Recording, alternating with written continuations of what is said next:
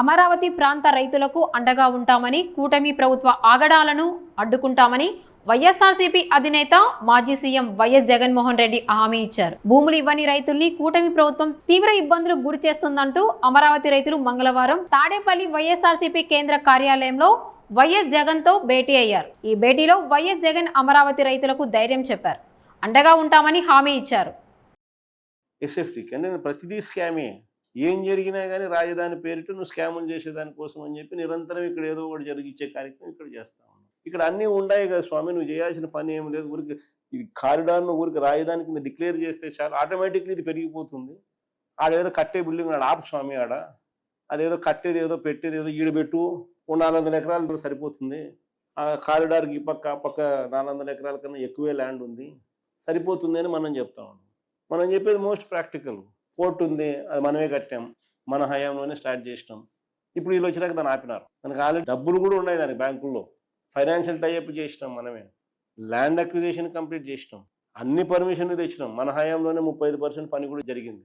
వీళ్ళ హయాంలో దాన్ని ముందుకు తీసుకోవాల్సింది పోయి ఆపేసినాం. ఏమంటే వీళ్ళ మనుషులు చుట్టూ ల్యాండ్ కొంటున్నారు, పనులు అయిపోయినాయి కదా. సో అటుంది పరిస్థితి. ఏమంటే ఆడ స్కాములు కావాలా, మళ్ళీ ఆడ రియల్ ఎస్టేట్ చేయాలా, రియల్ ఎస్టేట్ చేయండి ఆడ పనులు మొదలు పెట్టరు. సో పోర్టు పని ఆపడము, వీళ్ళ చుట్టూ ల్యాండ్ కొనుక్కోవడం, తర్వాత మనం పోర్టు పని స్టార్ట్ చేయాలి. ఇక్కడే పోర్ట్ ఉంది, అక్కడే ఎయిర్పోర్ట్ ఉంది, అన్నీ ఆడనే, రైల్వే స్టేషన్ అన్నీ ఉన్నాయి. నేషనల్ హైవే రోడ్డు, బ్రహ్మాండమైన రోడ్డు పోతుంది, 110 కిలోమీటర్లు. ఏం కావాలి నీకు అని మనం చెప్తాను. ఇది ఎక్కదు. ఎందుకు ఎక్కదు? ఇది స్కాములు జరుగుతాయి. ఈ నుంచి మనం నిరంతరం పనులు జరుగుతుంటే నిరంతరం మనకు వస్తూ ఉంటుంది. దానిల కోసం అని చెప్పి ఇది. కాబట్టి నువ్వు అడిగిన ప్రశ్నకు సమాధానం నేను చెప్తాను కదా. మనం వచ్చిన తర్వాత రైతులకు ఏదైతే కావాలో దాని ప్రకారమే మనం పోతాం తప్ప బలవంతపు భూసేకరణ అనేది చేసే అవకాశమే లేదు. దాని గురించి సమస్య లేదు. మీ కేసులకు సంబంధించి కూడా వైఎస్ఆర్సీపీ తరఫున లీగల్ ఎయిడ్ కూడా సపోర్ట్ చేస్తాం. లీగల్ ఎయిడ్ కూడా మన పార్టీ లీగల్ వింగ్, మనోహరన్న వీళ్ళంతా కూడా పూర్తిగా, సుధాకర్ అన్న, మనోహరన్న అందరూ కూడా పూర్తిగా ఇన్వాల్వ్ అయ్యి అన్ని రకాలుగా మీ తరపున కేసుల్లో కూడా మీ తరపున కూడా వీళ్ళు వకాల్తా పుచ్చుకొని మీకు సపోర్ట్గా కూడా నిలబడతారు. అంత దూరం కూడా పోయి కూడా నీకు సపోర్ట్ చేసే కార్యక్రమం కూడా చేస్తాం. మనది రైతుల పక్షపాత ప్రభుత్వం నేను ముందే చెప్పాను. మావిగన్ అని చెప్పి రెండో ఆలోచన కూడా చెప్పిన. ఈ పద్ధతి ప్రకారం పోతే అసలు ఏ రాజధాని రాష్ట్రానికి ఇప్పుడు కాదు, ఇంకో 30 ఏళ్ళ తర్వాత కూడా ఈ రాష్ట్రానికి రాజధాని లేకుండానే ఉంటుంది తప్ప రాజధాని అనేది ఉండదు.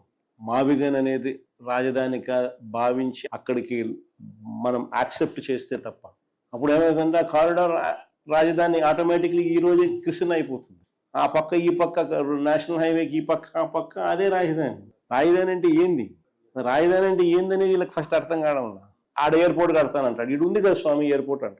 ఆడ నీకు ఆడ సీపోర్ట్ లేదు, ఇటు ఉంది కదా నేను సీపోర్టు అని చెప్పి మచిలీపట్నం అని చెప్తాను. రాజధాని అంటే ఏంది? సీపోర్ట్ అనేది అక్కడ ఉంది, ఎయిర్పోర్ట్ అనేది గన్నవరంలో ఉంది, మీకు నేషనల్ హైవేలు 4 నేషనల్ హైవేలు జంక్షన్లు అక్కడే కలుస్తున్నాయి, 3 రైల్వే స్టేషన్లు ఉన్నాయి, గుంటూరులో ఉంది, విజయవాడలో ఉంది, మచిలీపట్నంలో ఉంది, మెడికల్ కాలేజీలు అన్నీ ఉన్నాయి, ఇన్స్టిట్యూషన్స్ అన్నీ ఉన్నాయి. నీకు రాజధాని అంటే ఏంది?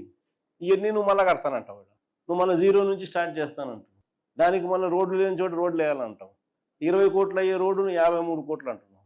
ఆ బిల్డింగ్ స్క్వేర్ ఫీట్కి 20,000 పెడతానంటున్నావు. 4,500 మిగతా చోట అంతా ఖర్చు అవుతా అంటే 5 స్టార్ లాబీస్తో సహా ఇటాలియన్ మార్బుల్ ఏసీ, ఈడ మాత్రం నీకు 20,400 ఖర్చు అవుతాను.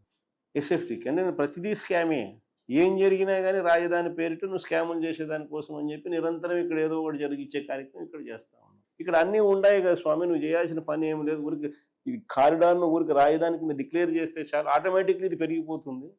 ఆడేదో కట్టే బిల్డింగ్ ఆడ ఆపు స్వామి, ఆడ అదేదో కట్టేది ఏదో పెట్టేది ఏదో ఈడబెట్టు, 400 ఎకరాలు సరిపోతుంది. ఆ కారిడార్కి ఈ పక్క ఆ పక్క 400 ఎకరాల కన్నా ఎక్కువే ల్యాండ్ ఉంది, సరిపోతుంది అని మనం చెప్తా ఉన్నాం. మనం చెప్పేది మోస్ట్ ప్రాక్టికల్. పోర్ట్ ఉంది, అది మనమే కట్టాం, మన హయాంలోనే స్టార్ట్ చేసినాం. ఇప్పుడు వీళ్ళు వచ్చినాక దాన్ని ఆపినారు. దానికి ఆల్రెడీ డబ్బులు కూడా ఉన్నాయి దానికి బ్యాంకుల్లో, ఫైనాన్షియల్ టైఅప్ చేసినాం, మనమే ల్యాండ్ అక్విజిషన్ కంప్లీట్ చేసినాం, అన్ని పర్మిషన్లు తెచ్చినాం. మన హయాంలోనే 35% పని కూడా జరిగింది.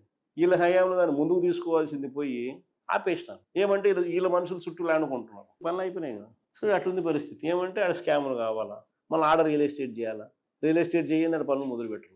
సో పోర్టు పని ఆపడము, వీళ్ళ చుట్టూ ల్యాండ్ కొనుక్కోవడం, తర్వాత మనం పోర్టు పని స్టార్ట్ చేయాలి. ఇక్కడే పోర్ట్ ఉంది, అక్కడే ఎయిర్పోర్ట్ ఉంది, అన్నీ ఆడనే, రైల్వే స్టేషన్ అన్నీ ఉన్నాయి. నేషనల్ హైవే రోడ్డు, బ్రహ్మాండమైన రోడ్డు పోతుంది, 110 కిలోమీటర్లు. ఏం కావాలి నీకు అని మనం చెప్తాను. ఇది ఎక్కదు. ఎందుకు ఎక్కదు? ఇది స్కాములు జరుగుతాయి. ఈ నుంచి మనం నిరంతరం పనులు జరుగుతుంటే నిరంతరం మనకు వస్తూ ఉంటుంది దానిల కోసం అని చెప్పి ఇది. కాబట్టి నువ్వు అడిగిన ప్రశ్నకు సమాధానం నేను చెప్తాను కదా. మనం వచ్చిన తర్వాత రైతులకు ఏదైతే కావాలో దాని ప్రకారమే మనం పోతాం తప్ప బలవంతపు భూసేకరణ అనేది చేసే అవకాశమే లేదు. దాని గురించి సమస్య లేదు. మీ కేసులకు సంబంధించి కూడా వైఎస్ఆర్సీపీ తరఫున లీగల్ ఎయిడ్ కూడా సపోర్ట్ చేస్తాం. లీగల్ ఎయిడ్ కూడా మన పార్టీ లీగల్ వింగ్ మనోహరన్న వీళ్ళంతా కూడా పూర్తిగా సుధాకర్ అన్న మనోహరన్న వీళ్ళందరూ కూడా పూర్తిగా ఇన్వాల్వ్ అయ్యి అన్ని రకాలుగా మీ తరపున కేసుల్లో కూడా మీ తరపున కూడా వీళ్ళు వకాల్తా పుచ్చుకొని మీకు సపోర్ట్గా కూడా నిలబడతారు. అంత దూరం కూడా పోయి నీకు సపోర్ట్ చేసే కార్యక్రమం కూడా చేస్తాం. మనది రైతుల పక్షపాత ప్రభుత్వం నేను ముందే చెప్పాను. మావిగన్ అని చెప్పి రెండో ఆలోచన కూడా చెప్పిన. ఈ పద్ధతి ప్రకారం పోతే అసలు ఏ రాజధాని రాష్ట్రానికి ఇప్పుడు కాదు, ఇంకో 30 ఏళ్ళ తర్వాత కూడా ఈ రాష్ట్రానికి రాజధాని లేకుండానే ఉంటుంది తప్ప రాజధాని అనేది ఉండదు. మావిగన్ అనేది రాజధానిగా భావించి అక్కడికి మనం యాక్సెప్ట్ చేస్తే తప్ప అప్పుడు ఏమైందంటే ఆ కారిడార్ రాజధాని ఆటోమేటిక్లీ ఈ రోజే కృష్ణ అయిపోతుంది. ఆ పక్క ఈ పక్క నేషనల్ హైవేకి ఈ పక్క ఆ పక్క అదే రాజధాని. రాజధాని అంటే ఏంది, రాజధాని అంటే ఏందనేది వీళ్ళకి ఫస్ట్ అర్థం కావడం. ఆడ ఎయిర్పోర్ట్ కడతానంటాడు. ఇటు ఉంది కదా స్వామి ఎయిర్పోర్ట్ అంటాడు. ఆడ నీకు ఆడ సీపోర్ట్ లేదు. ఇటు ఉంది కదా నేను సీపోర్టు అని చెప్పి మచిలీపట్నం అని చెప్తాను. రాజధాని అంటే ఏంది? సీపోర్ట్ అనేది అక్కడ ఉంది, ఎయిర్పోర్ట్ అనేది గన్నవరంలో ఉంది. నీకు నేషనల్ హైవేలు 4 నేషనల్ హైవేలు జంక్షన్లు అక్కడే కలుస్తున్నాయి. 3 రైల్వే స్టేషన్లు ఉన్నాయి. గుంటూరులో ఉంది, విజయవాడలో ఉంది, మచిలీపట్నంలో ఉంది. మెడికల్ కాలేజీలు అన్నీ ఉన్నాయి, ఇన్స్టిట్యూషన్స్ అన్నీ అన్నీ ఉన్నాయి. నీకు రాజధాని అంటే ఏంది? ఇవన్నీ నువ్వు మళ్ళీ కడతానంటావు. నువ్వు మళ్ళీ 0 నుంచి స్టార్ట్ చేస్తానంటావు. దానికి మళ్ళీ రోడ్లు లేని చోట రోడ్లు వేయాలంటావు. 20 కోట్లు అయ్యే రోడ్డును 53 కోట్లు అంటున్నావు. ఆ బిల్డింగ్ స్క్వేర్ ఫీట్కి 20,000 పెడతానంటున్నావు. 4,500 మిగతా చోట అంతా ఖర్చు అవుతా అంటే 5 స్టార్ లాబీస్తో సహా ఇటాలియన్ మార్బుల్ ఏసీ ఇక్కడ మాత్రం నీకు 20,400 ఖర్చు అవుతాను ఎస్ఎఫ్టీకి. అంటే ప్రతిదీ స్కామే. ఏం జరిగినా కానీ రాజధాని పేరిట నువ్వు స్కాములు చేసేదానికోసం అని చెప్పి నిరంతరం ఇక్కడ ఏదో ఒకటి జరిగించే కార్యక్రమం ఇక్కడ చేస్తా ఉన్నావు. ఇక్కడ అన్నీ ఉన్నాయి కదా స్వామి, నువ్వు చేయాల్సిన పని ఏం లేదు. ఊరికి ఇది కారిడార్ను ఊరికి రాజధాని కింద డిక్లేర్ చేస్తే చాలు, ఆటోమేటిక్లీ ఇది పెరిగిపోతుంది. ఆడేదో కట్టే బిల్డింగ్ ఆడ ఆపు స్వామి, ఆడ అదేదో కట్టేది ఏదో పెట్టేది ఏదో ఈడబెట్టు 400 ఎకరాలు సరిపోతుంది. ఆ కారిడార్కి ఈ పక్క ఆ పక్క 400 ఎకరాల కన్నా ఎక్కువే ల్యాండ్ ఉంది, సరిపోతుంది అని మనం చెప్తా ఉన్నాం. మనం చెప్పేది మోస్ట్ ప్రాక్టికల్. పోర్ట్ ఉంది, అది మనమే కట్టాం, మన హయాంలోనే స్టార్ట్ చేసినాం. ఇప్పుడు వీళ్ళు వచ్చినాక దాన్ని ఆపినారు. మనకు ఆల్రెడీ డబ్బులు కూడా ఉన్నాయి దానికి బ్యాంకుల్లో. ఫైనాన్షియల్ టైఅప్ చేసినాం మనమే, ల్యాండ్ అక్విజిషన్ కంప్లీట్ చేసినాం.